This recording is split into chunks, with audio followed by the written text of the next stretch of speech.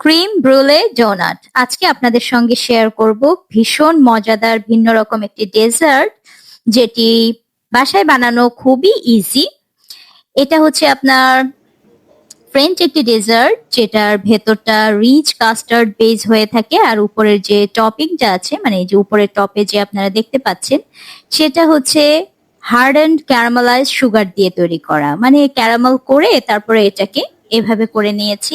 বানটা ছোট ছোট করে বানিয়ে নিয়েছিলাম, ডিম দিয়ে বাটার দিয়ে ইস্ট অল্প করে দিয়ে আপনার ডোটা প্রিপেয়ার করে রেখেছিলাম। মিল্ক দিয়ে অবশ্যই এটাকে মাখবেন, এখানে কোনো পানি লাগাবেন না। 1 ঘন্টার মতো রেখে দিবেন রেস্টে, তারপরে গোল গোল এভাবে শেপ করে নিয়ে সেটাকে আপনারা তেলেও ভাজতে পারেন, আর একটু হেলদি ওয়েতে করতে গেলে আপনারা এটাকে বেকিংও করতে পারেন। তারপর এটার ভেতরে আপনার যে স্টাফিংটা দিয়েছি সেটা হচ্ছে রিচ কাস্টার্ডের একটা স্টাফিং ভেতরে দিয়েছি, আর উপরটার লেয়ারটা হচ্ছে আপনার ক্যারামেল দিয়ে করেছি। জাস্ট একবার সাউন্ডটা শুনুন, মানে কি বলবো, উপরটা ক্রাঞ্চি ভেতরটা রিচ, একটা খুবই মজার একটা আপনার ক্রিমি একটা টেক্সচার দিবে, ভীষণ মজাদার।